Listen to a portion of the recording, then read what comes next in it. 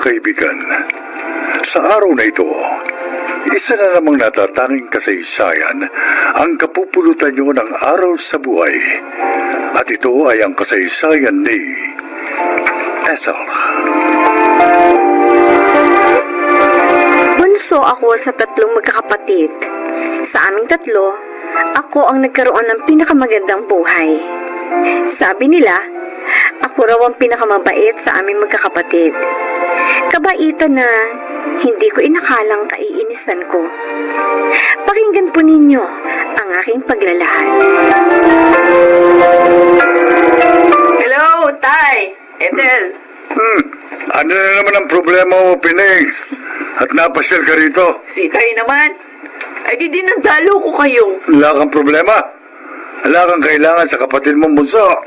Tay naman, pinapahiya niyo si ate. Huh. Ewan ko ba dyan kay Tay?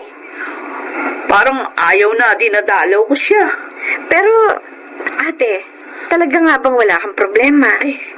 Kasi Ethel, wala na kaming pangangailangan sa bahay. Yung bayaw mo naman hindi pa sumasahod. Kahit naman sumayad yung asawa mo, kulang pa rin sa iyo eh. Kasi hinahaluan niya ng bisyo. Ethel, pwede mo ba ako mabigyan? Wala na kasi kaming isasaing mamaya. Gutom na nga yung 2 pamangkin mo nung iwan ko. Sandali na ate ha. Ikukuha kita ng bigas. Bibigyan na rin kita ng mga delata. Bibigyan na rin kita ng pera para makabili ka ng mga kailangan ninyo. Salamat naman. Ethel, anak.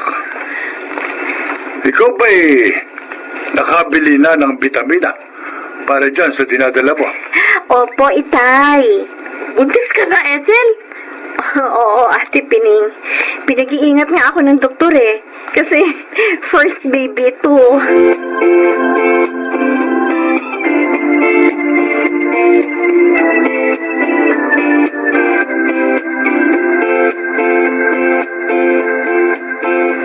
Kuya Drigo, napasyal ka? Oh, saan ka ba galing, Pining? Kanina pa ako rito eh. Dumaskarte. Wala na kaming pangangailangan dito sa bahay. Alam ko na kung saan ka galing, ha? Ethel, Wala naman ako ibang malalapitan. Dahil sa kapatid ng asawa ko, tiyak na bubungangaan lang kami noon. Paano bungangero yun? kumusta naman si Ethel? Siyempre, maayos pa rin. Maganda naman yung kita nila mag-asawa. Bukod pa sa may kabuhayang minana si Kenneth doon sa mga magulang niya. At saka isa pang balita. Buntis na ang buso nating kapatid. Lako, lagot. Bakit lagot, Kuya Drigo? Baka hindi na tayo matulungan ni Ethel eh. Ngayon buntis na siya. Kung kailan pa naman gusto ko sana mag-abroad. Mangingibang bansa ka? Oo. Malaking kikitain ko sa Canada. Yung nga lang, may placement fee. Pareho pala tayo na may gustong hingin tulong kay Ethel. Ako naman, may gusto kong negosyong buksan.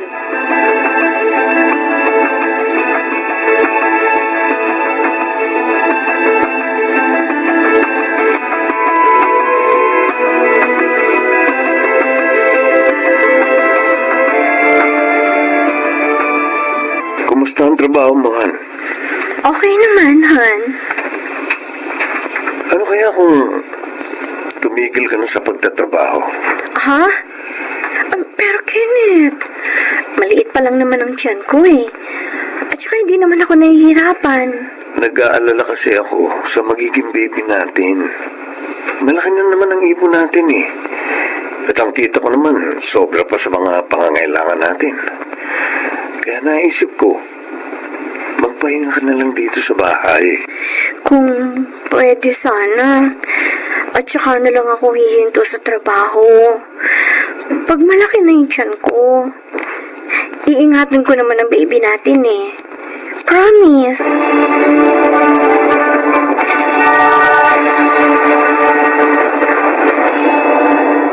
Gagabihin ka mamaya, anak. Opo, itay. Bakit?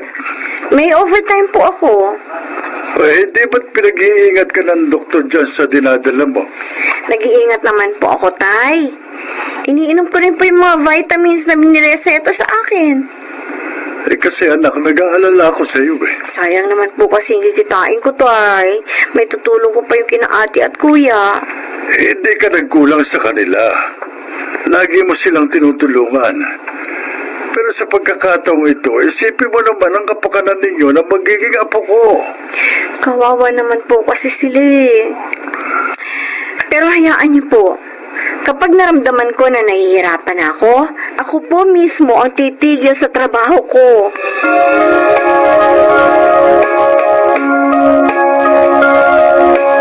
Opo, itay. Para naman po, umasenso naman kami ng pamilya ko. Nang hindi lagi na lang akong umaasa kay Ethel. Kuya, sure kaya ang trabaho yon sa Canada? Oo. Kasi malaki ang placement fee. Oo nga. Kapag naloko ka, sayang ang malaking halagang hinihiram mo dito sa kapatid mo. Hindi ho peke, itay. Huwag naman ho sana kayo negatibong mag-isip. Sige, kuya. Ha? Tutulungan kita. Maraming salamat, Ethel. Ang bait mo talaga. Oo, huwag ka mag-alala. Babayaran kita kapag naroon na ako. Ethel, sana ako din matulungan mo, no? Kasi meron akong gustong pasukin na negosyo. Maliit lang naman yung puhunan. Kayang-kaya mo. Ha? Kailangan. Sabihin mo muna kay Kenneth ang lahat, anak. Naku, paano kung hindi pumayag si Kenneth, itay? Paano naman kami ni Kuya? Oo nga naman, itay. Lagi na lang kayo nakakontra eh. Ethel, tsaka mo lang sabihin sa kanya, ha? Kuya. Total, magbabayad naman kami agad ni Biling eh. Oo. Oo, ha?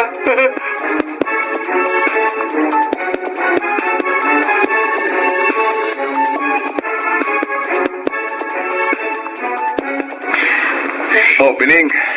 Kuya, Kumusta ang business mo? nako, mahina pa. Ha? Pero pasasaan ba't lalakas din ang kita ko dito? Oo. Tulad nung nangyari doon sa iba kong kaibigan. Gusto ko nga magpadagdag ng puhunan kay Ethel. Ha? Oo, Uy, bakit naman? Mahina pa naman ka mo negosyo mo. para makabili pa ako ng iba pang produkto. Baka sakaling mas malaki yung kitain ko sa mga bibiling ko. Oo nga. O ikaw, anong balita sa pangingibang bansa mo? Naku. Kailan ba alis mo? Ha? May problema nga akong pinig. O, anong problema? Ilang linggo na kasing hindi nagpapakita sa amin ng mga kasama ko yung taong kausap namin. Ano? Bakit ganun? Sabi marami lang daw inaasikaso. Pero ang problema na ibigay na namin sa kanya yung pera namin. Kaya dapat asikasuhin din niya kami. O, dapat nga. Kaso pinaghihintay kami. Noon, minamadali kami makabayad. Ngayon naman bayad na kami. Pinaghihintay naman kami. Kung nagagalit na nga kami ng mga kasama ko eh.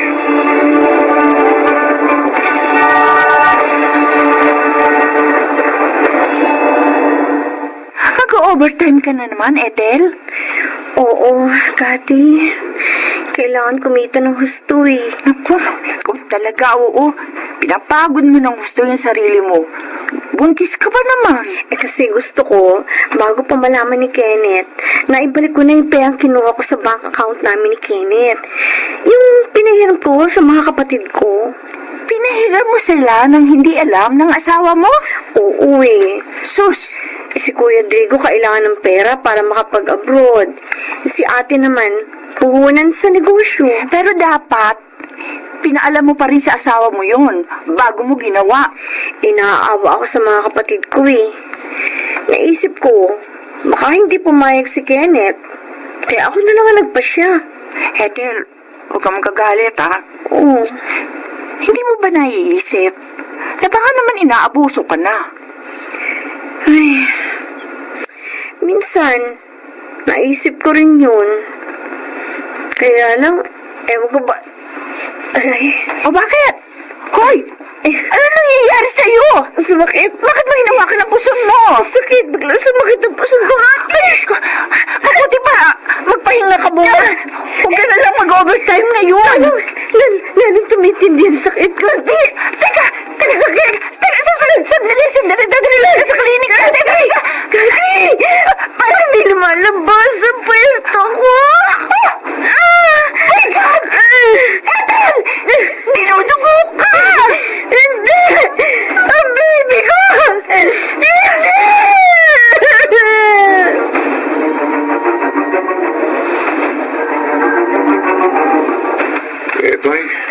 si Ethel po.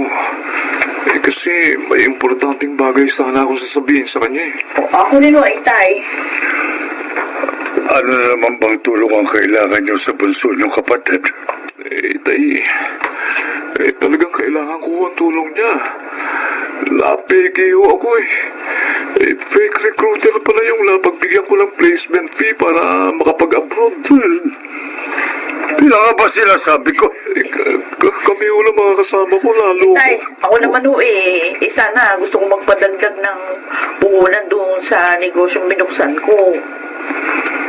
Ni wala man lang pala sa inyo ang nakaalam sa nangyayari sa bunso niyong kapatid. Ano ba naman ang mangyayari sa kanya?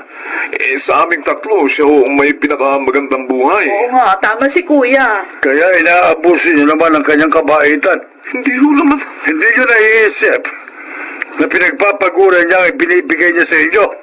At dahil doon, kaya siya na ospital ngayon. Ha? Nasa ospital siya? Bakit po? Dinugo. Ha? Dahil sa labis na pagod sa katatrabaho para matulungan kayo. Kung bakit naman kasing tatandaan nyo na, hindi pa rin kayo makatayo sa sarili nyo mga paa. Lagi niyong inaasahan ang tulong ng kapatid nyo. Ginagawa nyo pa akong sangkalan para makahingi ng tulong sa kanya. Tayo naman. Totoo naman, di ba? Panalangin natin na walang masamang mangyari kay Ethel at sa kanyang dinadala. Dahil tiyak na malaking problema kung mawawala ang isa sa mag-ina.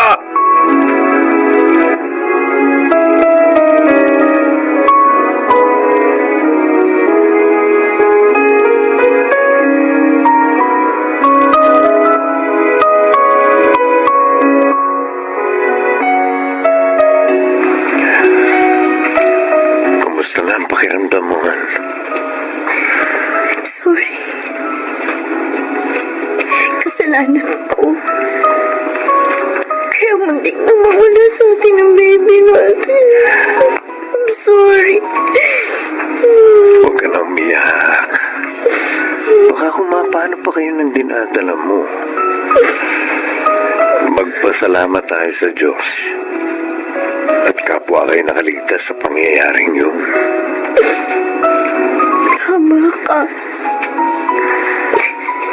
At ngayon, may pagkakataon na ako ituwid ang mga pagkakamali ko. Ethel, Nagre-resign na ako sa trabaho ko para maingatan ang baby natin. paano ang mga kapatid mo? Natulungan ko na sila at sobra na yun. Panahon na parang pamilya naman natin ang asikasuhin ko. Alam mo, naiinis nga ako sa sarili ko dahil masyado akong naging mabait at mapagbigay sa kanila.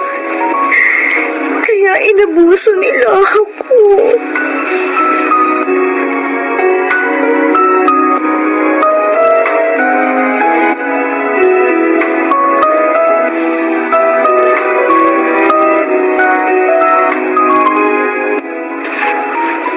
Kayo pala, ate, kuya.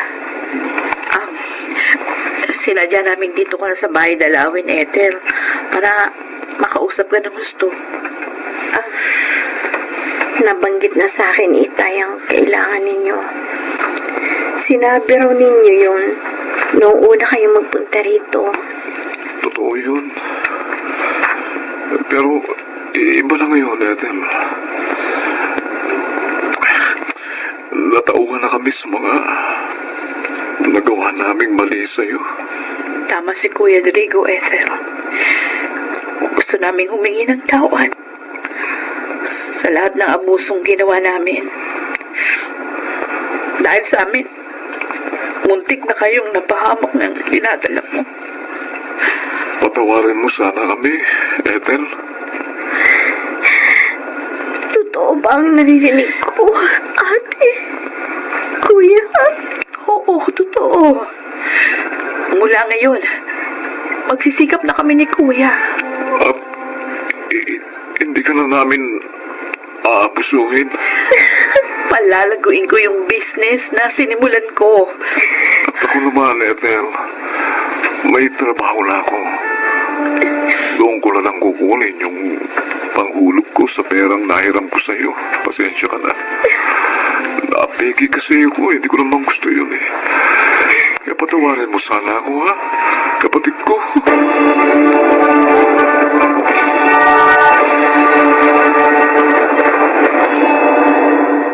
Dalawa na ang anak namin ni Kenneth ngayon. Ang mga kapatid ko naman, maayos na rin ang buhay ngayon. Sana po ay inyong naibigan at kinapulutan ng aral ang aking inilahad. Ako po si Ethel at ito ang aking buhay. Sa buhay ng tao, walang mang-aabuso kung walang magpapaabuso. Mga nagsiganap, Lynel Benamin, Bobby Cruz, Rosana Villegas, June Martin Legaspi, Susan Robles, at Chiquit del Carmen Amor sa papel na Ethel. Naglapat ng angkop na tunog Jerry Mutia, sa musika ni Buboy Salonga, supervisyong teknikal Eric Lucero at Bong Moyar, creative consultant Phil Cruz, production assistant Anching Cruz. Ito'y mula sa panulat ni Telma Corporal Alcantara, sa direksyon Salvador M. Royales.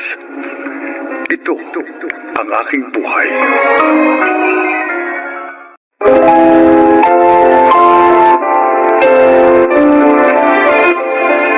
Magandang araw po mga giliw naming tagapakinig. Sa araw na ito, isa na namang natatanging kasaysayan ang inyong maririnig na kapupulutan ng aral sa buhay. At ito ay ilalahad ni Wilma. Maagang namatay si Daddy at mula noon, hindi na nag-asawa pa si Mami. Kaya lumaki akong walang kapatid at lubos ang pagmamahal ko kay Mami. Ganon din siya sa akin. Lahat ay ginawa niya. Maabot ko lang ang aking pangarap. At yun ay ang maging ganap na doktora.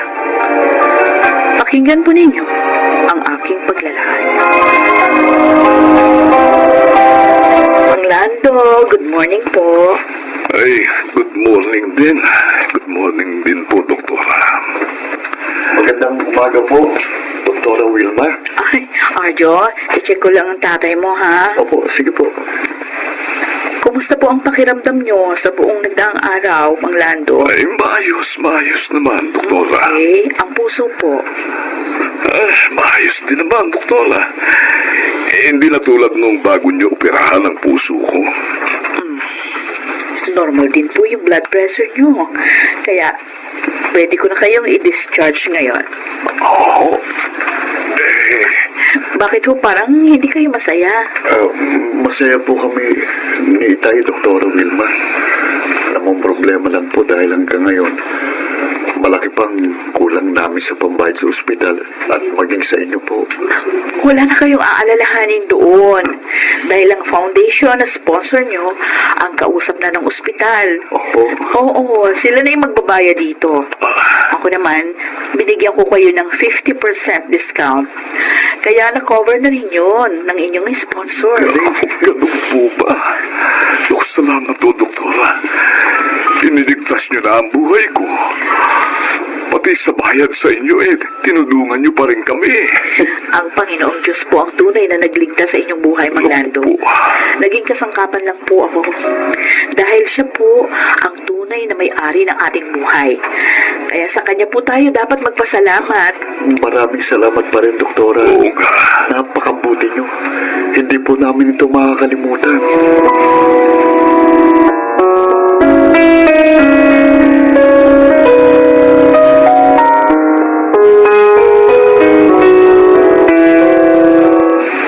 Wow! Mami, inilabas mo sa bangko ang mga magaganda mong alahas? Anong okasyon? At kinuha niyong mga yan? Wala naman. Ang gusto ko lang na ibigay na ito sa iyo. Huh? O para ikaw na ang personal na mag-ingat. Bakit? Bakit ako, Mami? Para namang ipinamamana niyo na sa akin ang mga yan eh. Di ba mahal na mahal yung mga yan? Sabi niyo pa nga, iiwan niyo lang sa akin yan kapag kayo'y wala na. Mas mahal kita kaysa sa mga ito, anak. Oh, Kaya naisip ko, ibigay na sa iyo mga ito habang buhay pa ako. Para makita ko ang mga ngiti sa iyong labi habang tinatanggap ang mga ito. oo, Mami. Sobra naman akong na-touch. Maraming salamat po. Pangako, iingatan ko ang mga ito dahil alaala niyo ito sa akin.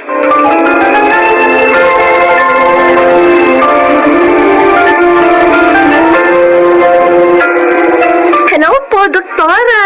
Hello, Susie. Mukhang masaya ka, ha? Talagang masaya po ako para sa paborito kong cardiologist. Para sa inyo. Ikaw talaga? Bakit naman? Dahil nalaman ko na isa na naman pasyenteng nailigtas ninyo sa bingit ng kamatayan. Alam niyo ba, pinag-uusapan kayo ng kapwa ninyo mga doktor? Oh, bakit ano naman yung sinasabi nila? Kung pwede nga lang daw, kasama nila kayo sa bawat operation na gagawin nila. Dahil mas sure daw sila na makakaligtas ang pasyente pag kayo ang kasama. Ang mga yun talaga. Hindi naman ako ang tunay na nagliligtas ng buhay, kundi ang ating Panginoong Diyos. Kaya nga kahit ako, nagpapasalamat din sa Kanya sa tagumpay na binibigay niya sa akin. Napaka-humble po ninyo talaga, Doktora Wilma. Oh, excuse me, Susie, ha? Tumatawag yung husband ko. Sasagutin ko lang. Oh, Manuel, napatawag ka. Ano? Si Mami inatake?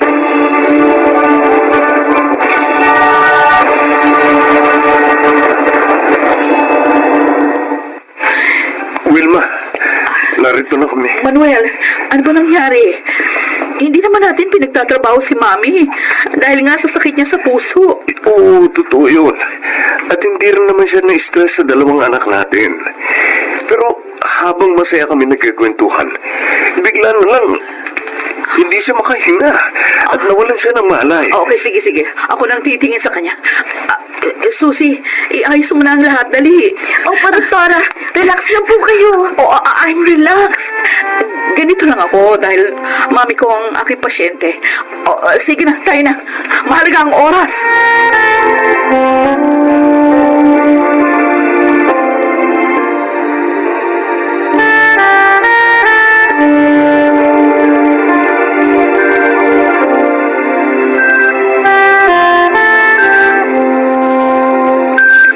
Wilma, Mami, nandito ako. maraming salamat sa pagiging mabuti mong anak. Sobrang kaligayahan ang itinulot mo sa akin. Ako po ang dapat magpasalamat. Nagpapasalamat ako sa pagmamahal at pag-aaruga niyo sa akin. Dahil sa pagsisikap niyo, nagtagumpay ako sa buhay. Nakikita ko nga, anak. Pwede na kitang iwan. Hindi mo na ako kailangan. No. Huwag mo sabihin yan, Mami. Kailangan ko pa kayo. Dumating na ang oras ng pagpapahinga ko, anak. Mami. Maligaya naman akong aalis dahil nasa mabuti ka ng kalagayan. Huwag kang umiyak. Alalahanin mo, isa kang doktora. Anak, mahalin mo ang iyong profesyon. Huwag kang magbabago. Pangako ka. Opo, Mami. Salamat.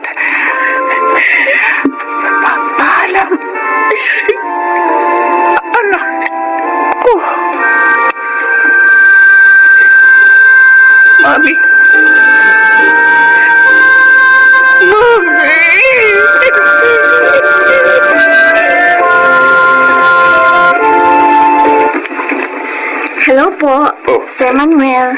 Ikaw pala, Susie. Come in, come in. Thanks po. Kukumustahin ko lang po si Doktora. 3 weeks pa lang siyang wala sa ospital pero miss ko na po siya.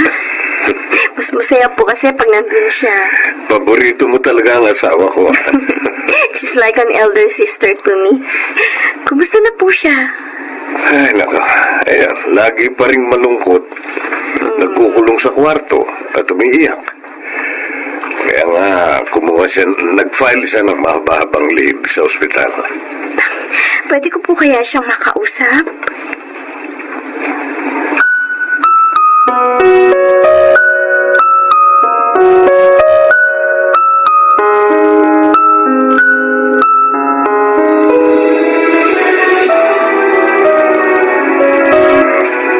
May bisita ka.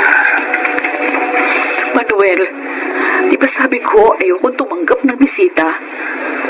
Kaya nga nag-leave ako sa trabaho ko sa ospital. Gusto ko magluksa.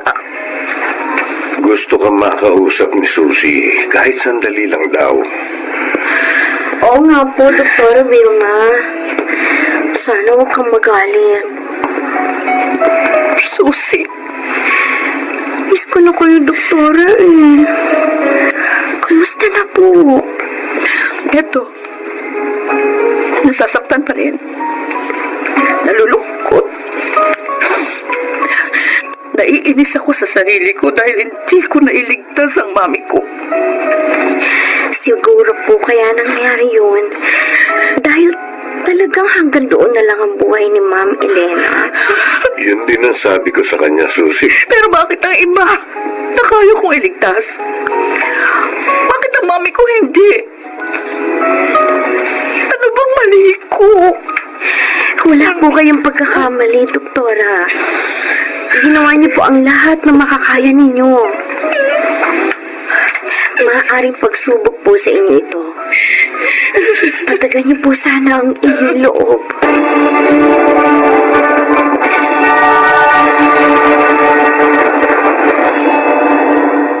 Masarap itong dala kong ulam, di po ba, Tay? Oo nga, Joanna. Siguro sariwa ang mga gulay na ginamit dito, no? Malilamnam. Ah, Tay, may babalita nga pala ako sa inyo. Ano yun? Napadaan ho ako sa ospital kanina. Oh, At nalaman ko, mahigit 1 buwan na palang nakalip si Dr. Vilma. ha? Oh, bakit daw? Namatay daw po ang mami niya. At ayon po sa nurse na nakausap ko, sobrang dinamdam yun ni Doktora.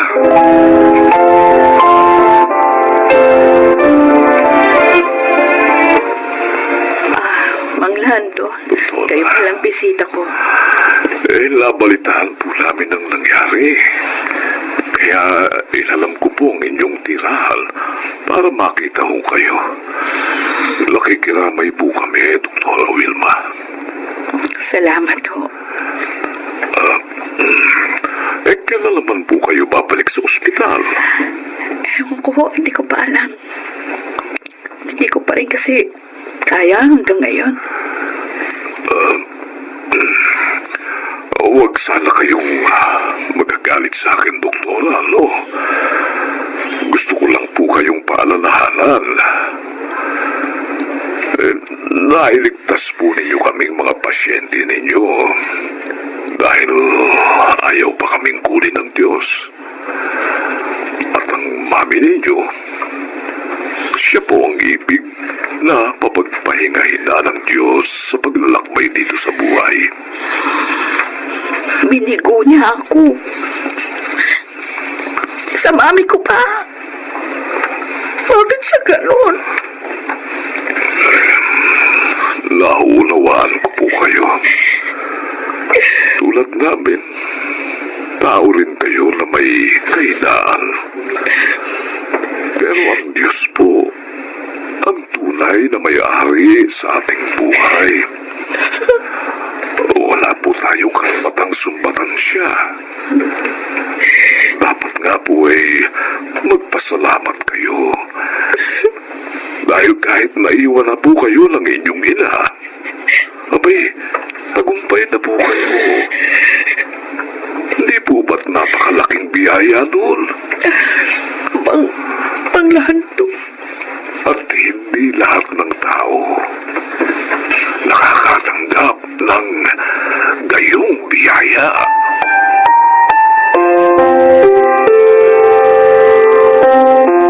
Diyos ko. I'm so sorry. Lahat ng mga payo ko sa mga pasyente ko, nailigtas ko sila. Nakalimutan ko na sinusubok mo po ako. Sinumbatan pa kita na para bang ikaw pang may utang na loob sa akin. Nakakahiya po ako.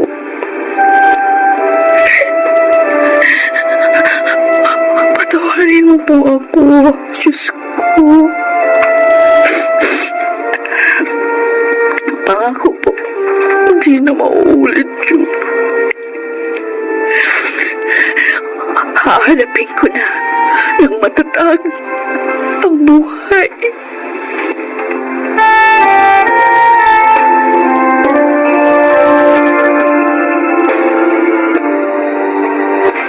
Han. Oh. Narito na tayo sa puntod ni Mami. Yes, son. Ako nang maglalagay sa puntod niya nitong dala nating bulaklak. Are you sure you're okay? Yeah, don't worry.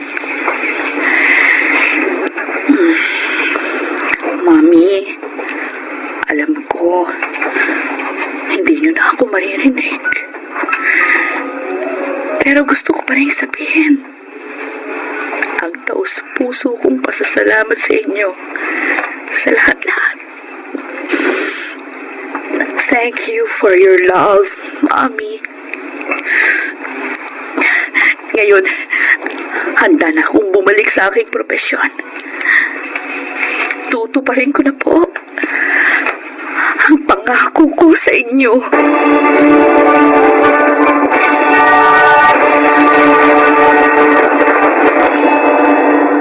Naging magaan ang aking kalooban matapos yun. Ngayon ay tanggap ko ng kahit ano pang propesyon ng tao.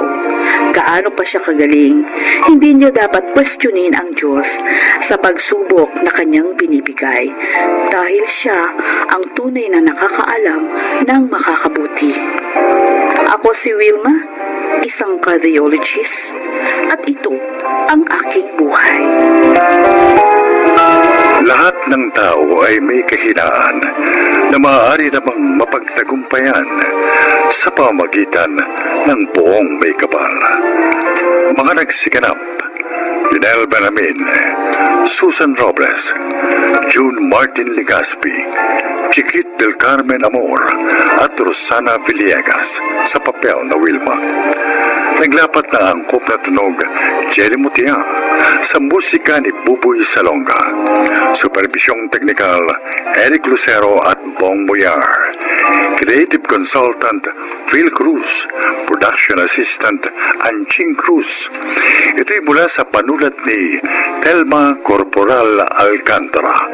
Sa direksyon Salvador M. Royales. Ito ang aking buhay.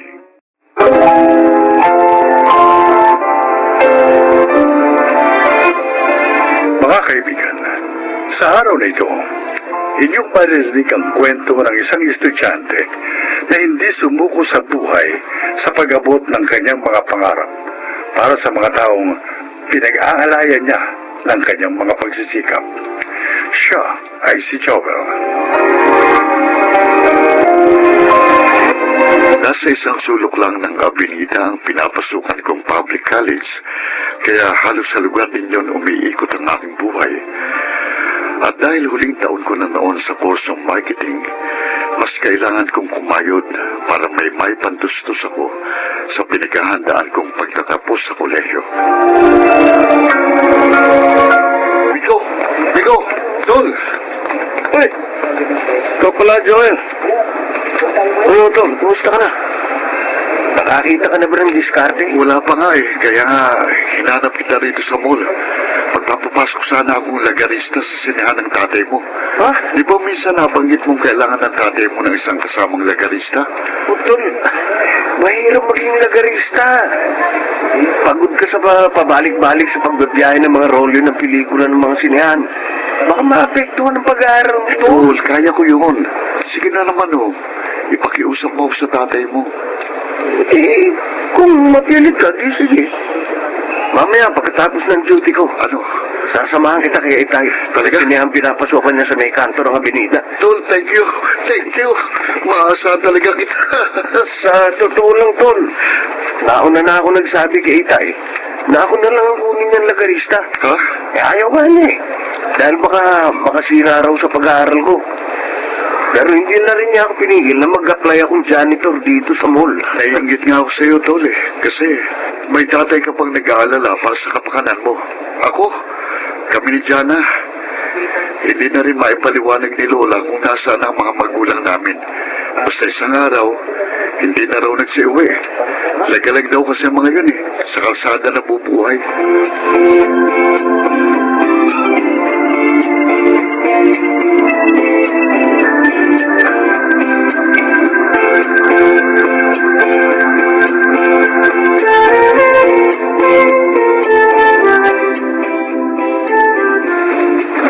Lola!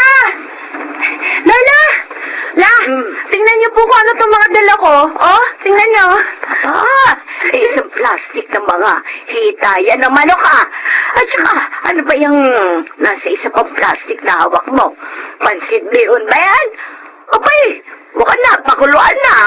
Drumstick po ang tawag dito sa mga manok na nasa plastic, Lola. Tsaka, opo, pansit bihon nga po itong nasa isang plastic na napakuluan na. Eh, ang tanong, saan ba galing ang mga yan, Yan na. May patakaran po kasi rin sa food chain na pinagtatrabahuan ko bilang crew. Kapag nalaglag na po sa flooring yung pagkain, kahit naka-plastic pa, ipinatatapon na po sa basurahan. Gaya po nitong mga drumstick na naka-plastic naman nang malaglag mula sa kinilalagyang cart. Ito naman pong pansit bihon, sumobra po ang oras sa pagkakaluto. Kaya ipinatatapon na rin talaga.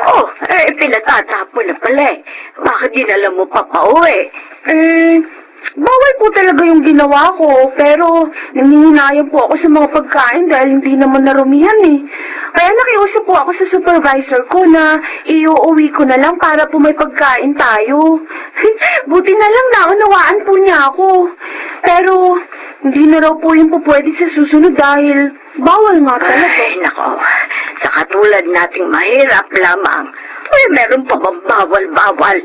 Ang mabuti pa, akin ang lahat yung mga pagkain na yan at nang mailuto na. Ipiprito ko yung mga manok at yung bihon. Titimplahan ko ng masarap na sabaw.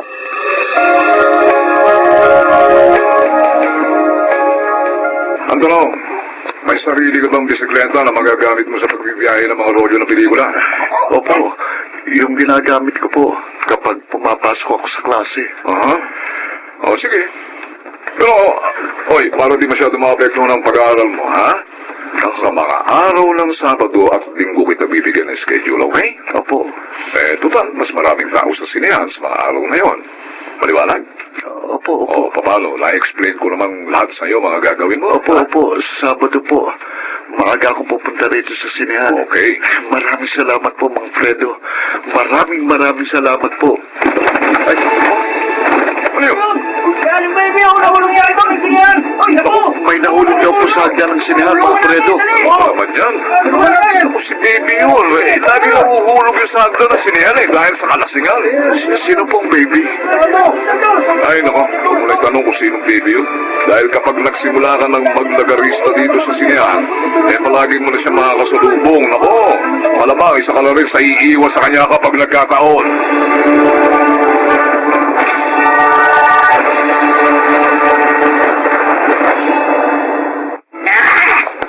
Bullshit yung mga tao sa sinihan. Walang kwenta. Kalahin mo, nakita nila ako nahulog sa hagdan. Wala man lang isang tumulong. Pero, Binata, Oh, salamat dito sa Band-Aid ha, na nilagay mo sa sugat ko sa noo. Okay ka. Approve ka sa akin. Dapat po ata, Aling Baby.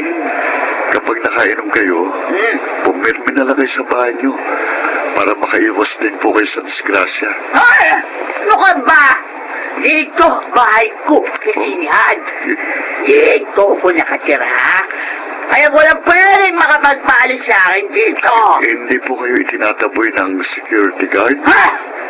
Mas makulit pa ba siya sa akin? Ha? Bahay ko siya. Pero, teka. Pugi ka. Sino ka ba? Anong ginagawa mo dito sa sinihan? Ako po yung bagong lagaristang kinuha ni Mang Fredo. Ha? Fredo? Ha? Manhid na lagaristang byudo na kahit na anong pa-charming ang gawin ko, di ako pinapansin. Walang pakiramdam. Kaya po pala negative ang perception sa inyo ni Mang Fredo. Kasi type ko, yung kaedad ko rin. O kaya yung mas matanda sa akin.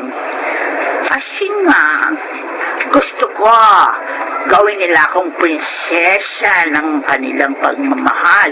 Yung bang pinagyayabang ako na ako yung mahal nila. O yung talagang pangarap ko.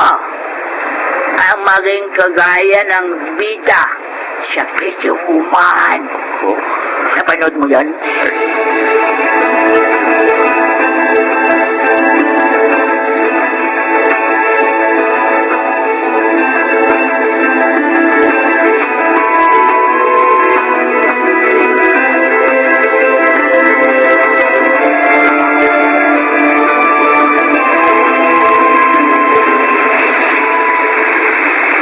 Lola, nakikita niyo po yung siniyang yon?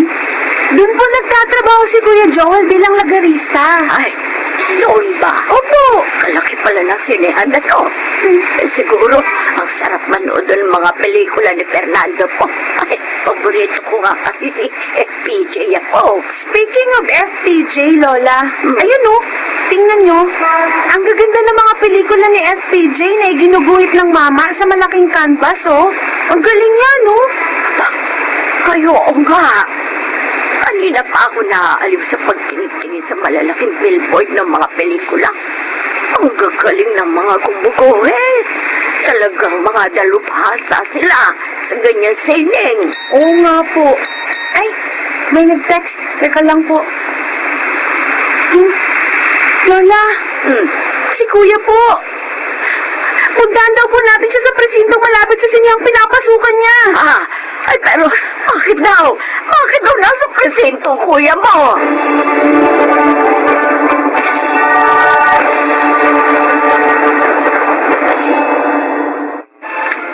Alalang-ala ko sa iyo. Nag-index sa akin ni Biko na nabuntol ka raw ng isang van na nawala ng preno sa isang pagbigo sa Avenida.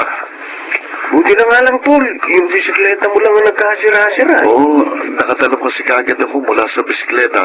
Nang makita kong sa direksyon ko patumbok ang van. Mahalaga, gas-gas lang yung mga inabot mo. Oo. Kapalitan pa ng bago yung bisikleta mo. Buti naman, mabait din naman yung may-ari ng van na nakadisgrasya sa'yo. Yung kinakasan ng pananagutan niya. Ang good news pa ron, Tol. Tuloy pa rin ang paglalagari mo sa mga sinihan ng mga role ng pelikula. Oy, kayong dalawa ha?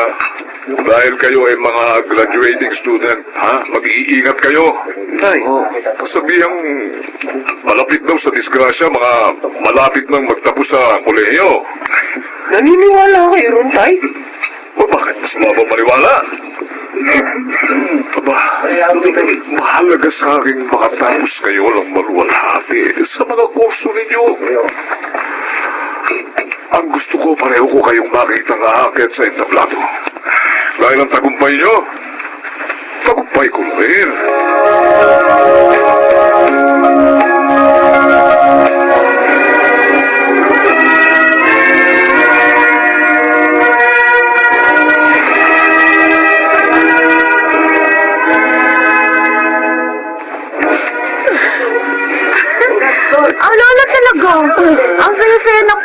tayo, tapos ikaw ka na yung iyak. Ay, naku. Sige kayo, baka malampasan niyo ang pag-akyat ni Kuya sa stage. Malapit na siyang tawagin, oh. Ay, hindi ko mapigilan ang pag-iyak sa sobrang tuwa. Bakit ba? Ano ba yan?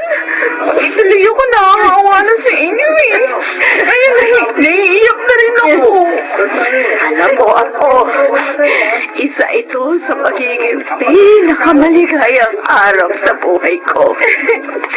Dahil pagkaraan naman nito, ang pagtatapos mo rin sa kolehiyo. Siguro nga, kapag pareho na kayo nakita ng kuya mo na nasa maayos ng katayuan, ay, pwede na akong mamatay. Lola talaga. Masyado na kayo nag-iisip sa mangyayari after 50 years pa.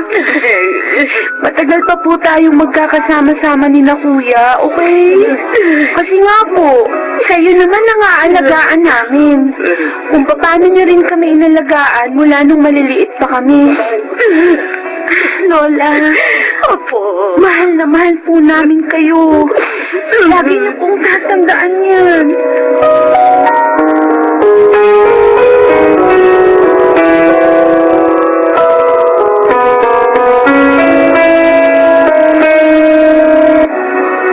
Joel!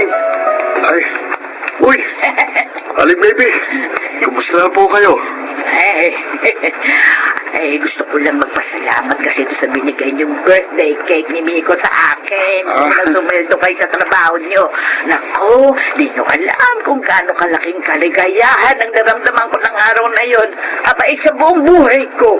Noon lang ako nakatanggap ng cake sa araw ng birthday ko. Ang totoo po, may kasama pong bulaklak ang cake na yon. Pero sabi po kasi niya sa amin ni Miko, siya na raw pong magbibigay sa inyo ng personal. Ha? Sino?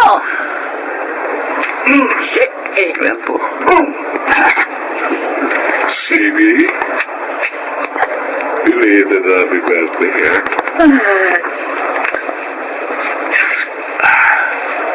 Habol pa ba mga bulaklak na ito? Fredo? Pasensya ka na sa mga naging kasungitan ko. Parang ko lang naman yung para mapansin mo rin Sila para maisip mo lang baguhin yung buhay mo. Kuya, tingnan mo. Ang ganda-ganda mo pala ngayong hindi ka nakainom ng alak.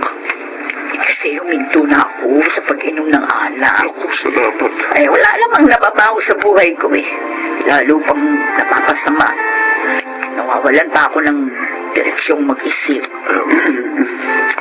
Dahil nagkakapabutihan na po kayo, alis na po ako. Papasok na po ako sa trabaho. Ay, Joel! Oh, Salamat, ha? oh, Maraming salamat sa pagmumulat mo sa akin sa kahalagahan ng buhay. basta wag po kayong matakot na muling makipagsapalaran para makita ang ganda ng mundo. Hindi po kayo nag-iisa. Marami po kaming nagmamahal sa inyo. Oh, Di po ba, Mang Fredo? Oo naman. O, Papa. Kanina pa talaga tayong gustong iwan ni Joel para magkasarili lang tayo Sasabihin ko na bang mahal kita, baby? bilis naman. Siyempre. Siyempre, gusto ko munang mag-umpisa tayo bilang magkaibigan. Pa-date-date, yung bang may babalik ang alaala ng isang young love. Ganun. Oo.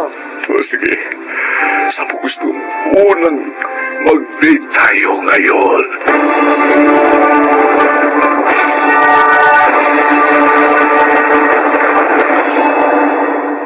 Ilang mahabang taon na rin mula nang makatapos ako sa kolehiyo hanggang sa nagkaroon ng matatag na trabaho sa isang marketing department ng isang kilalang supermarket. At pinupuno pa rin ang galak ang puso ko kapag nagagawi ako sa Avenida. Ang lugar na naging kanlungan ng aking mga pangarap. Ang lugar kung saan nakilala ko mga taong nagdugtong sa aking mga pangarap. Napapangiti pa rin ako kapag naaalala kong isang dating mahirap pero masayang buhay ng isang legalista 10 ng mga lumang pelikulang mahuhusay na iginuguhit sa malalaking canvas sa bawat panulungan ng lugar. Ako po si Joel at ito ang aking buhay. May katapusan ang mga lungkot ng buhay. Kailangan lang nating umangkop sa lahat ng hamon. Huwag sumuko, harapin ang mga pagsubok. Mga nagsiganaw, Junel Banamin, June Legaspi, Jenaline de la Cruz, Chiquit del Carmen Amor, Rosana Villegas, at Phil Cruz sa papel na Joel. Naglapat ng angkop na tunog, Jero Puntiang, sa musika Buboy Salonga, supervisyong teknikal Eric Lucero at Bong Mayar. Creative Consultant Phil Cruz, Production Assistant Anching Cruz. Ito'y mula sa panulat ni Sel Barlam, sa direksyon June Martin Legaspi at Maynard Landicho Jr. Ito ang aking buhay.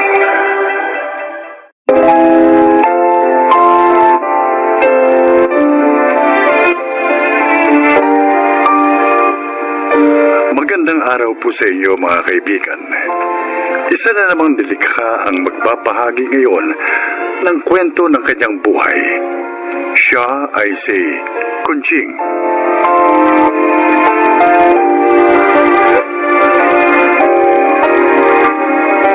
Ako po ay 60 taong gulang at naninirahan sa Bulacan. Isa lamang ang naging anak namin ng aking yumaong asawa. Mahal na mahal ko si Titas.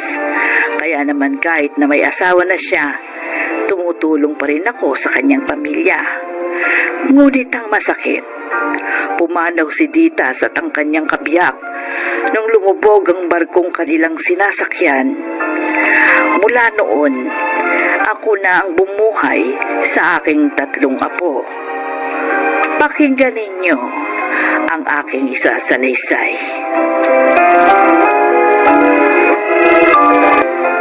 Lola, bakit nagtinda pa rin kayo ng isda? Sabi niyo po masakit ang ulo niyo. Kanina pa yun ako. Uminom na ako ng gamot sa sakit ng ulo. At saka, wala tayong panggastos, Blessy. Kailangan nyo ng baon. May project pa nga sa school tong Kuya Junior mo. Pasensya na po kayo, Lola. Dahil sa aming magkakapatid, nangihirapan po kayo. Hoy, Junior, apo ko kayo. Kayo ang alaala sa akin ng aking anak. At mahal ko kayo. Kaya hindi ko kayo magagawang pabayaan. Hayaan niyo po. Pag nakatapos po kami ng pag-aaral, kayo naman po ang paglilingkuran namin. Totoo po yun, Lola Kunching. Hindi na po kayo mahihirapan. Salamat, Junior. Blessy. Masaya ako sa naririnig kong yan sa inyo. Naku, tama na nga yung usapan na yan. Baka magkaiyakan pa tayo ng gusto. Oh, Blessy, kunin mo itong natirang mga isda. Ito ang iuulam natin. At susunduin ko naman sa school si Neneng. Ngayon ang kuhaan ng card nila kailangan daw parents o guardian yung kukuha. Kaya ako nang pupunta. Bukas ka na lang sumundo sa kapatid mo.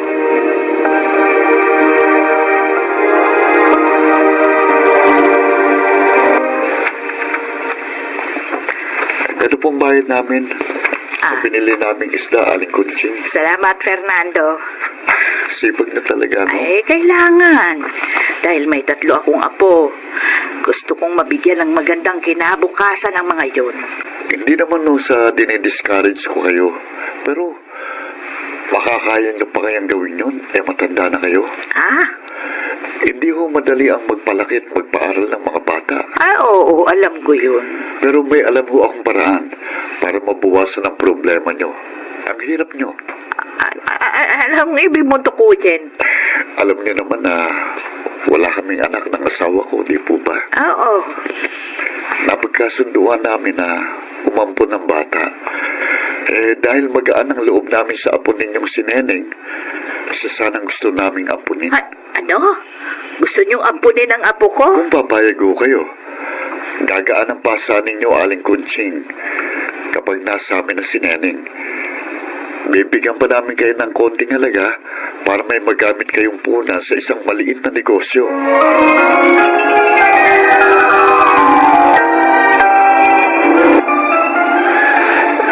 Lola, please. Huwag po kayong pumayag. Huwag niyo po ipaampun si Neneng. Ayaw po namin magkahiwa-hiwalay kami magkakapatid. Mga apo, naikwento ko lamang sa inyo yung sinabi ni Fernando, pero hindi naman ako papayag. Hindi ko kayang mapalayo kayo sa akin. Hindi bali nang mahirapan ako sa pagtatrabaho. Maitaguyod ko lang kayo. Magtatrabaho din po ako, Lola. Maglilinis po ako ng mga sasakyan para makatulong sa inyo. Anong nangyari sa iyo, Kuya Junior? Bakit putok ang labi mo? Sinuntok ako ni Bobot. Yung siga doon sa carwash ni Mang Nato. Bakit? Ano bang kasalanan mo? Wala naman. Naiinis lang siya. Dahil sa akin nagpapalinis ng sasakyan yung mga mayayamang customer doon kanina. Lalo siyang nagalit nung binigyan ako ng malaking tip. Sobra talaga yung bobot na yun. Yung gitero. Sabi nga ni Edong, lahat ng bago doon, binubuli ni Bobot. Pag nalaman niya ni Lola, tiyak, magagalit yun. Ay, talagang magagalit ako. Lola? Barangay natin yan. Alam niya, bobot na yon. Masyado siya. Porket bayat ka, kinakaya-kaya ka. Pero Lola, kung ipapabarangay pa natin siya, baka lalo lang siya magalit sa akin. Apo, hindi ka dapat pumayag na nabubuli. Wala ka namang ginawang masama. Kaya ipagtatanggol ka ng lola mo.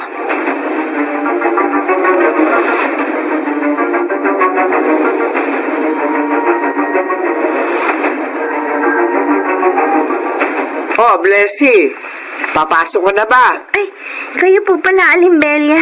Opo, Ang lola mo. naglako na po ng isda. Ano ba nangyari doon kay Junior? At saka sa lola mo? Salbahe naman po kasi talaga yung bobot na yun eh. Kaya tama lang po, naturuan siya ng leksyon. Ay, mahal na mahal talaga kayo ng lola mo. Mahal din po namin siya, Alimbelia. Mapalad kayo sa pagkakaroon ng isang lolang tulad niya.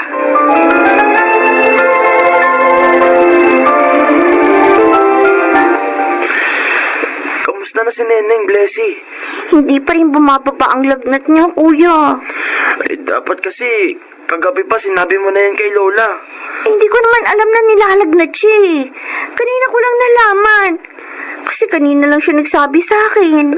Napainom mo na ba siya ng gamot sa lagnat? Oo, 2 beses na. Pero, nilagnat pa rin siya eh. Bakit kaya? Tapos kuya, ninapansin pa ako sa kanya. Ano yun? Ang dami niyang rashes. Ha? Naku, sana dumating na si Lola para madala na sa doktor ang kapatid natin. Para malaman natin kung anong sakit niya.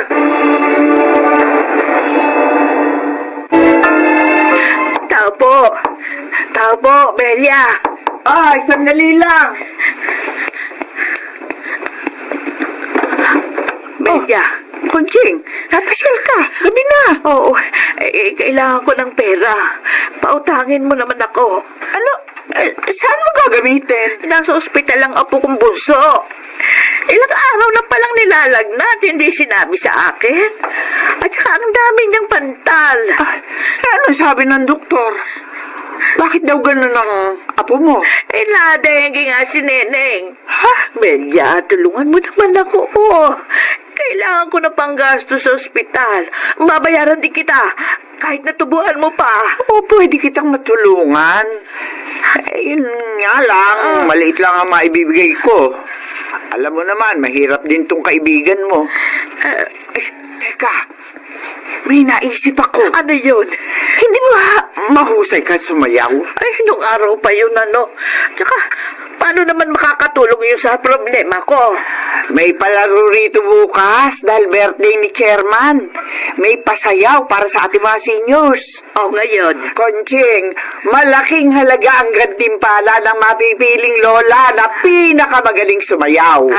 May isang sakong bigas pang kasama yon at kahit matalo, may konsolasyon din. Ala, sige na, sumali ka!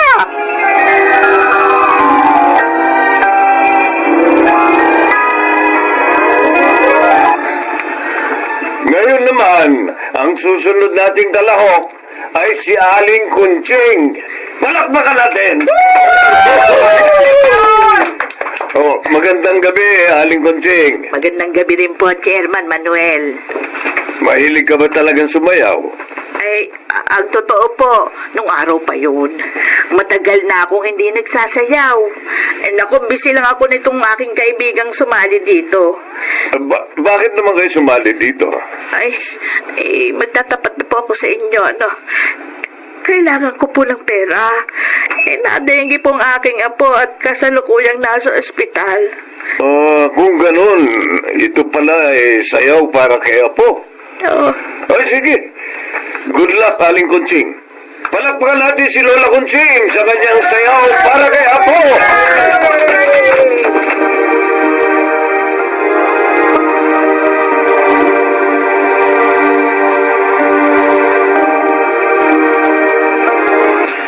Bakit kaya wala pa si Lola? Nagtataka na nga rin ako, Blessy. Sabi niya, gagawa lang siya ng paraan para magkapera. Nang may panggastos naman tayo dito sa ospital. Kawawa naman si Lola, kuya. Ang dami na niyang problema dahil sa atin. Blessing! Ay, Junior! Lola, mabuti naman po dumating na kayo. May ipinabibili pong doktor, Lola. Akin ang reseta. Mabibili ko na yan, mga apo. May pera na tayo. Nakahiram po kayo? Hindi. Nanalo ako sa contest para sa mga matatandang tulad ko. Ako ang napiling pinakamahusay sumayaw.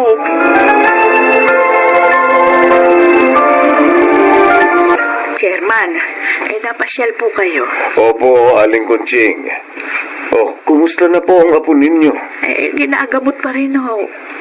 Alam niyo ba, nag-viral ang post ko sa internet. Nang larawan niyo na umiiyak habang sumasayaw. Ho? Naantig ang marami sa kwento niyo na isinulat ko doon. Kaya maraming nagpadala ng tulong sa inyo. Totoo po. Oo. Kaya hindi niyo na problema ang pagpapagamot sa inyong apo. Pati pag-aaral nila. May sasagot na rin. Ay, naku, salamat po, Diyos ko. Lutas na ang aking problema. Chairman, maraming salamat din po. Luha ng kagalakan ang dumaloy sa aking mga pisngi ng mga oras na yon. Nang dahil sa isang sayaw, nalutas ang aking suliranin at nalubos ang aking kaligayahan. Kapiling ang aking mga apo. Tunay ngang sa bawat suliranin ay may solusyon. Ako si Conching. Ito ang aking buhay. Mga nagsiganap, Rosana Villegas, Angelo Alcantara, Chiquit del Carmen Amor, Phil Cruz, Susan Robles, at Lionel Benamin. Naglapat ng angkop na tunog, Jerry Mutia, sa musika ni Buboy Salonga, supervisyong teknikal, Eric Lucero at Bong Muyar. Ito'y mula sa panulat ni Telma Corporal Alcantara. Creative Consultant Phil Cruz. Katulong sa produksyon Anching Cruz. Sa direksyon Salvador M. Riares. Ito ang aking buhay.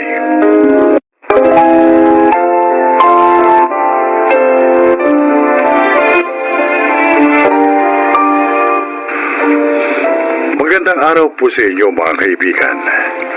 Ngayong araw na ito, mapapakinggan natin ang paglalakad ng isang ina na pinatunayang ang buhay ay hindi isang uri ng kompetisyon, kundi isang laban na nangangailangan ng determinasyon.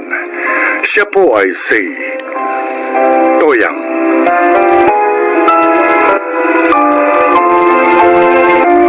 Dahil sa kahirapan, hindi ako nakapagtapos ng pag-aaral. At upang makatakas sa obligasyon sa pamilya namin noon, nag-asawa ako ng maaga. Ngunit totoo pala na kapag naging magulang ka na, nanaisin mong huwag maranasan ng iyong mga anak ang pinagdaanan mong hirap.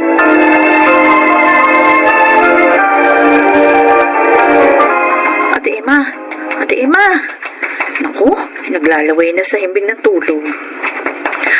Ate Emma, Ah? Ah, tapos ko na ho kayang linisan ng kuko sa paa. ay, pasensya ka na, Toyang, ha? Ay, nakatulog na ako. Ang gaan talaga ng kamay mo mag-pedicure. Kulay pula ho yung nail polish na ginamit ko. Bagay naman sa paa nyo kasi maputi. Meron ho ba kayong okasyon na pupuntahan? Ay, oo. Graduation ng panganay ko bukas. Ay, kaya pala. At, sandali. Eto ang bayad ko. Salamat ho. Eto, dagdag na yung 20 pesos. Naku. Tip ko na yan sa'yo. Salamat po rito. Ay, kukunti nga lang yan eh. Hayaan mo, kapag may trabaho ni si Myra ko, dadagdagan ko yan tip ko sa'yo. Ay, sure na sure naman yun. Kasi ngayon pa nga lang, ay, nag-aagawa na mga kumpanya dyan sa panganay kong yan. Ay, talaga ho? Oo! Eh, sino ba naman ang hindi magkakandara pa sa kanya? Matalino, summa cum laude, tapos maganda pa. Pero yung kagandahan, eh, iba na yun eh. Kasi syempre, kanino pa ba naman magmamana? Oo nga naman. Oh, eh, ikaw, yung mga anak mo, naku, siguro kung nakapagtapos ka ng pag-aaral, tapos may maayos kang trabaho, ay baka mas maging maganda ang future ng mga anak mo. Eh, kasi mapapaaral mo sila sa mamahaling eskwelahan. Yan si Myra ko. Alam mo ba ang tuition niya kung magkano? Nako! Kulang ang 50,000. Sabi niyo nga ho yun. Nung unang beses niyo yung kinuwento sa akin, 30,000. At, ay, mali pala yung pagkakaalala ko noon, Toyang. Tapos, alam mo ba, ha, itong pangalawa ko si Alexander, Ay, naku, Ate Emma. Oh. Pasensya na ha. Magkwentuhan na lang ulit tayo kasi mag-aayos pa ako ng mga ititinda kong barbecue. ay, siya, sige, Toyang. Ay, bukas nga pala, punta kayo rito ng mga anak mo, ha? Nang makatikim man lang kayo ng mga masasarap na pagkain. Eh, baka mamaya nauumay na yung mga anak mo sa isaw at balumbalunan. May lechon bukas.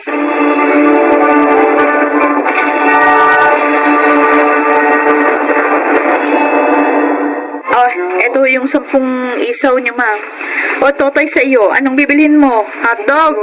Hotdog po? Oy, wala ka bang dila at panay turo ka lang dyan? Hindi ka nagsasalita. Ay, hindi, biro lang. Isang dalit hihiwain ko pa yung hotdog, ha? Nay! Oh, Aldrin. Mana po, Nay. Ay, kaawang ka ng Diyos. Mana po, Nay. Aba, magkakasama na pala kayong tatlo. Ano po, Nay? Oh, ay, may ulam na sa bahay. Hindi po barbecue ulam natin. Hindi. Masarap yung ulam natin ngayong gabi. Ginisang munggo na may tinapa. Ay siya, umuwi na kayo. Magsaing na kayo, ha? Baka mamaya ang tatay nyo na naman ang magsaing. Pagod yun. Ay, tara na! Kuya Aldrin, Kuya Justin! Masarap po ulam natin ngayon!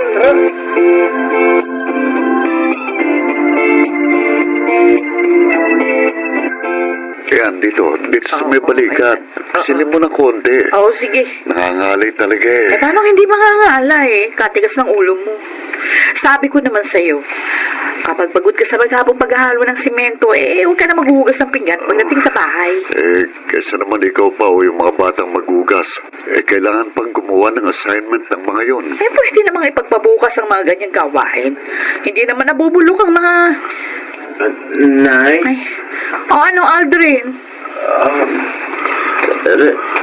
Report card ko po. Akin na. Pasensya na po kayo, ha. Mabababa ang mga grades ko. Pero hindi naman po ako nagbubulakbol. Nagpapasa naman po ako ng mga assignments at project ng maayos. At nag-aaral din po ako. Pero hindi ko po alam kung bakit sa tuwing may exam kami, mabababa ang nakukuha ko. O ito, math, 82. English, 80. O wala ka namang bagsak na grade. Mababa nga lang, pero di naman bagsak. Aldrin, kung sinasabi mo na ginagawa mo naman ang dapat mong gawin bilang isang estudyante, wala namang problema dyan. Oo, wala namang masama kung mababa yung mga grado mo. Eh kung ito naman talaga yung kaya mong makuha ayon sa iyong abilidad, eh wala namang masama rito. Hindi po kayo galit. O bakit naman kami magagalit? Oo nga. Oy Aldrin, itong tandaan mo, ha? Matataas man ang mga grado mo kung masama ka namang tao. Wala rin saysay ang pag-aaral. Pag-uugali ang mas mahalaga sa isang tao.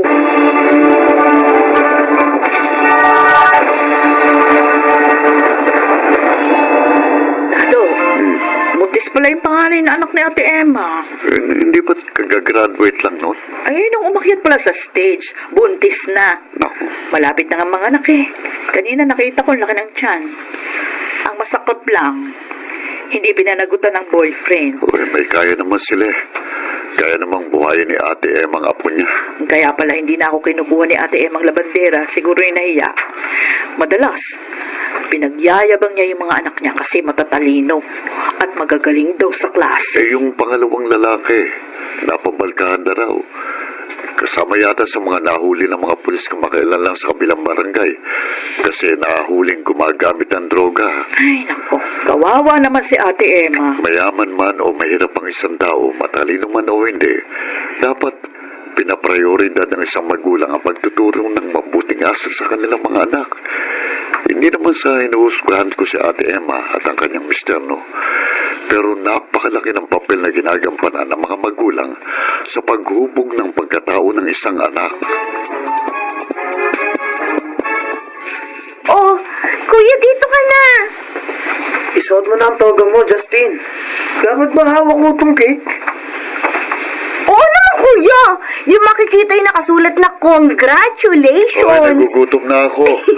Matagal pa ba yung pagpipicture nyo?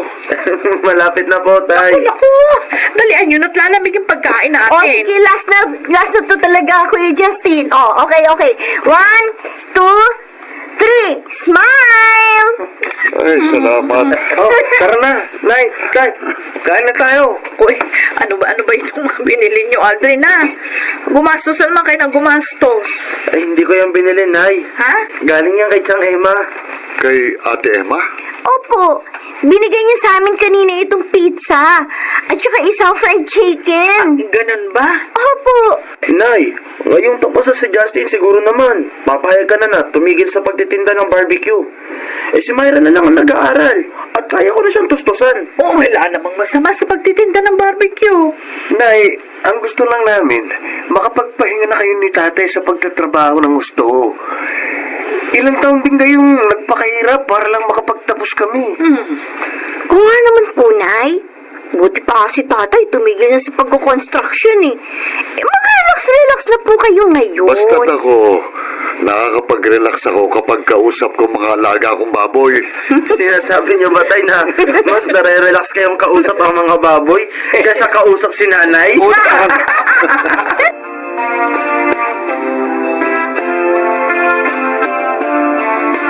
Ate Emma, salamat sa binigay mo sa mga bata.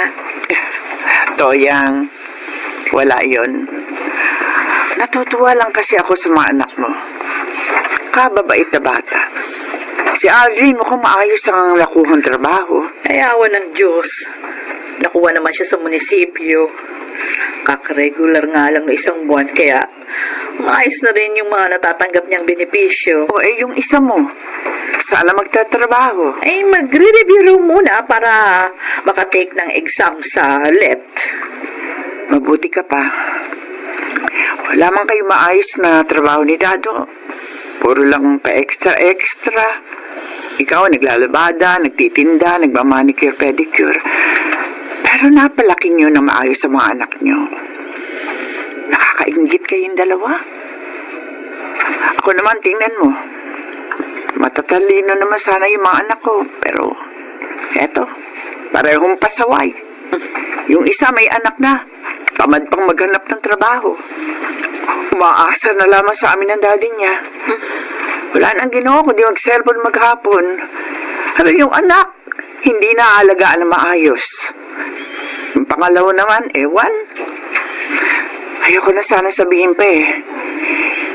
Itong pangatlo na lang ang inaasahan ko. Sana naman tumino at matuto na sa mga kapalpakan, mga kapatid niya. Alam mo kasi, Ate Emma, iba-ibang klase ng pagpalaki natin sa ating mga anak.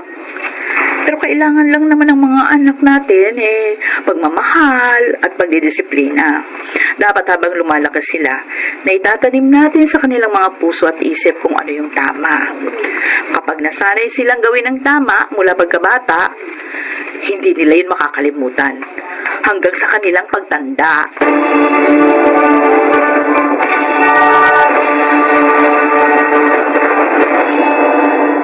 May trabaho na rin ngayon ang bunso kong si Myra at kami naman ang aking asawa na si Dado abala sa pag-aalaga ng baboy. Nakapagpatayo na rin kami ng bagong bahay. Napatunayan ko na hindi naman natin kailangan maging mayaman o magkaroon ng mataas na pinag-aralan para maging isang mabuting magulang. Ang kailangan lamang natin ay magsikap at maging gabay ng ating mga anak para sila ay lumaking mga mabubuting tao. Ako po si Toyang. Ito ang aking buhay. Oo ngang ang tunay na kaligayahan ng isang magulang ay ang makita ang kanyang mga anak na lumaking mga mabubuting nilalang. Mga nagsiganap, Angelo Alcantara, Lionel Benamin, Phil Cruz, Chiquit del Carmen Amor, Susan Robles, at Rosana Villegas sa papel na Toyang. Naglapat ng angkop na tunog, Jerry Mutia, sa musika ni Buboy Salonga, supervisyong teknikal, Eric Lucero at Bong Moyar, creative consultant, Phil Cruz, production assistant, Anching Cruz. Ito'y mula sa panulat ni Rita Labaron, sa direksyon, Salvador M. Royales. Ito ang aking buhay.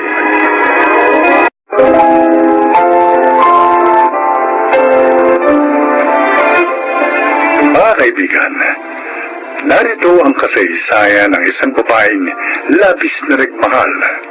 Siya ay si Danica. Hindi naman ako broadcaster pero madalas ako mag-host ng events. Yun dahil events coordinator kami ng kaibigan kong si Steven. Si Steven na madalas pagsilosan ng nobyo kong si Charlie.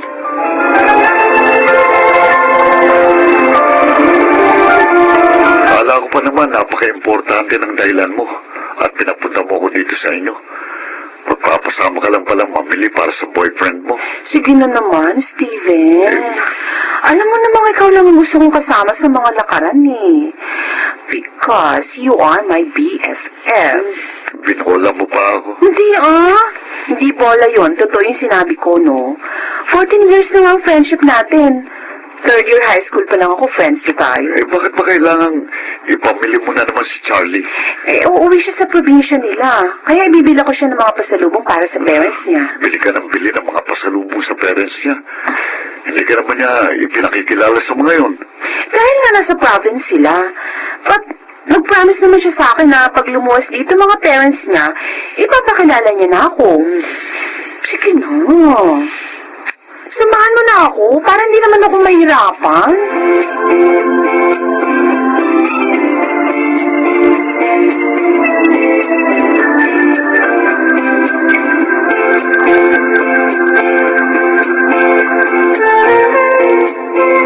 Oh, Danica, bumili ka na naman pala ng pampasalubong ko. Salamat. Okay lang yon, Charlie. Para naman yun sa parents mo. Ang bait mo talaga. Hindi ako nagkamali ng ligawan ka. Kaya lang, baka hindi ako matuloy. Ha? Bakit? Eh, kulang ang pera ko eh. May problema si na inay at itay, kaya kailangan ko pang maghanap ng mahiraman para may maibigay ako sa kanila. Ganun ba? Eh, di pahihiramin na lang kita para makauwi ka. Oh, naku, huwag mo. Ha? Kakayaan eh. Ito naman. Hindi ko pa nga naibabalik yung iniram kong pera sa'yo last month eh. Tapos, bumili ka pa ng mga pasalubong. Oh. Charlie, girlfriend mo ko. Kaya hayaan mong tulungan kita.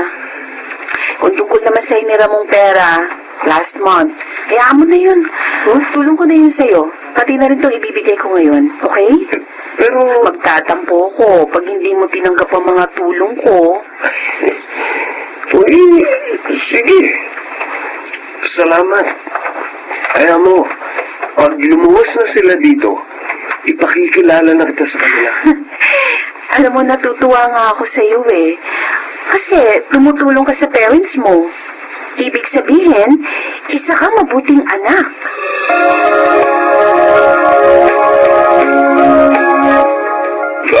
itong si Steven ang nagatid sa'yo kanina, anak. Bakit nakauwi na ba sa probinsya ang nobyo mo? Opo, Papa. Anak, ikaw ba'y seryoso na talaga sa lalaking yun? Oo naman po. Mabait si Charlie at isang mabuting anak. Paano mo naman natiyak yun? Sa mga kwento po niya sa akin, tumutulong po siya sa parents niya. Oo. Bakit po kayo napabuntong hininga? Ay, iba kasi ang pakiramdam ko sa lalaking yun. Para bang hindi kagawa ng mabuti. Sa totoo lang, anak, mas gusto ko para sa iyo si Steven. Papa, friends lang ho kami ni Steven. Oh, kaya nga, nanghihinayang ako.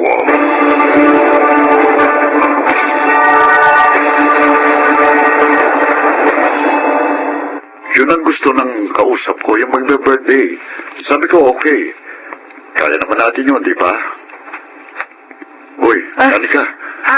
Ano sabi mo, Steven? Naku, ang dami ko nang sinabi, wala ka palang naintindihan. Ano ba nangyayari sa'yo? Anong problema? Si Charlie kasi, Charlie na naman. 4 days na mula nang umuwi siya sa probinsya, pero hanggang ngayon, hindi man lang siya nagte-text o tumatawag. Tinawagan mo ba siya? Sabi niya, hintayin ko raw ang tawag niya. Pero, nag-aalala na ako. Baka kung ano nangyari sa kanya, kaya hindi siya nakakapag-text o tawag sa Eh, akin. di tawagan mo nga siya. Pero dapat, huwag mong pabayaan ang trabaho natin, ha? Paano naman, hindi madismay ang kukuha sa atin. Kaya sana naman, Danica, ihiwalay mo sa trabaho ang problema mo kay Charlie. Pasensya na. Hayaan mo, hindi na mauulit ito. Concerned lang ako sa negosyo natin. Hindi ito dapat maapektuhan ang mga problema natin.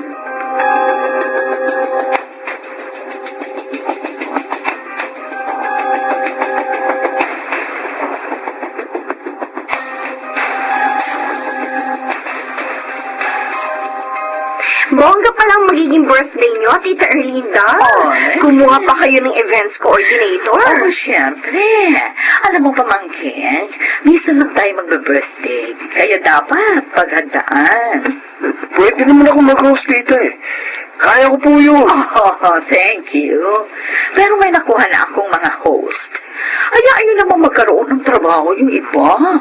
Okay po, tita. Basta kung may pwede kami maitulong, sabihin lang po ninyo.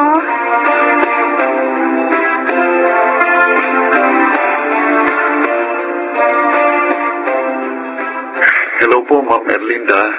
Happy birthday po. Oh, thank you, Steven. Siya nga po pala ang partner ko, yung host din, si Danica. Hello po, ma'am. Happy birthday. Thank you, Iha. Oh, ready na ba kayo mamaya? Pwede na po. Kakantahan ko po kayo, ma'am. Hindi niyo na itatanong, mahusay din akong kumanta. Really? Oh, okay yan, ha? Tita! Oh, We're here! oh, hali kayo, Lucy. Dali. Charlie, ipakikilala ko kayo sa mga hosts ko. Happy birthday, tita! Ito po ang gift for you, tita. Thank you sa inyo. Charlie? Danica. Magkakilala kayo, honey? Huli ako! Ang laloko!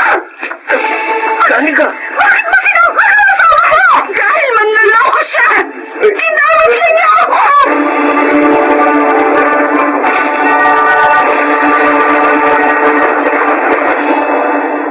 Niloko na niya ako, Papa. Pinaasa. Sa birthday pa ng kliyente namin. Ako pa nalaman ng lahat. Siya. Sinasabi ko lang nga ba na walang gagawing mabuting lalaking yun. Hirap na hirap ako magtrabaho ng oras na yun pa. Kung wala si Steven, baka hindi ko na kayang tapusin ang pag-host ko. Masakit. Napakasakit. Oh, siya. Tala. Sa isang banda, ipagpasalamat mo na rin na Nalaman mo ang katotohanan bago ka patuluyang napahamak sa kanya.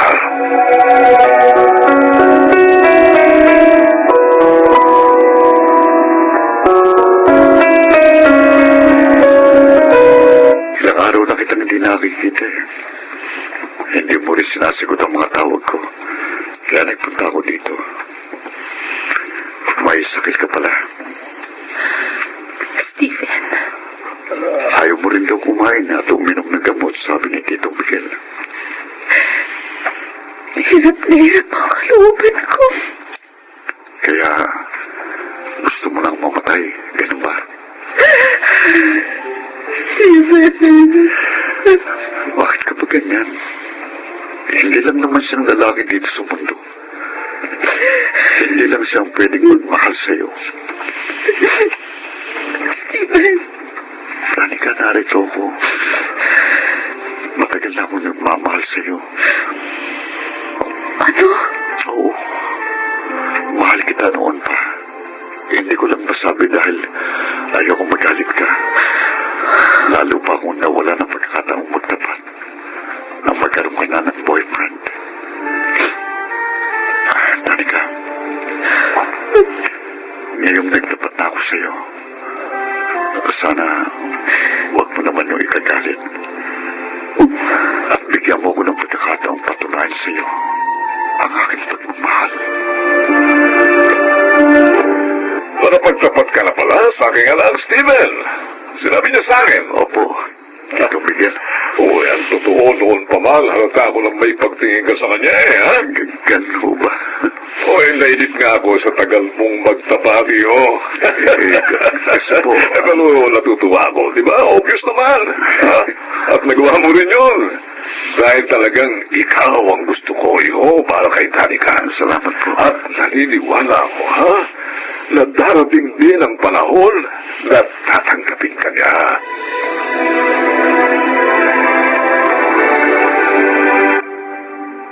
Ang cute naman ng kahong to.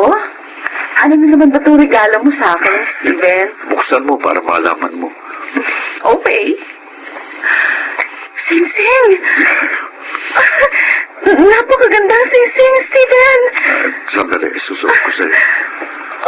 Ayan. Bagay na bagay sa'yo. Danica, will you marry me? Oh, bakit ka umiyak? Ayaw mo ba? Umiiyak ako dahil sa tuwa. And yes, I will marry you.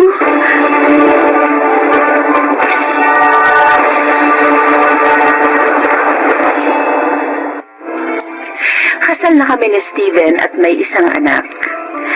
Nasaktan man ako noon, maligaya naman na ako ngayon. Ako po si Danica at ito ang aking buhay. Kung minsan, ang sakit ng damdamin ay nagiging daan upang makamit ng tao ang tunay na kaligayahan. Mga nagsiganap, June Martin Legaspi, Phil Cruz, Lionel Benamin, Chiquit del Carmen Amor, Rosana Villegas, at Jenaline de la Cruz sa papel na Danica. Naglapat ng angkop na tunog Jerry Mutia, sa musika Buboy Salonga, supervisyong teknikal Eric Lucero at Bong Biar, creative consultant Phil Cruz, production assistant Anching Cruz. Ito'y mula sa panulat ni Salma Corporal Alcantara. Sa direksyon, June Martin Legaspi at Maynard Landicho Jr. Ito ang aking buhay.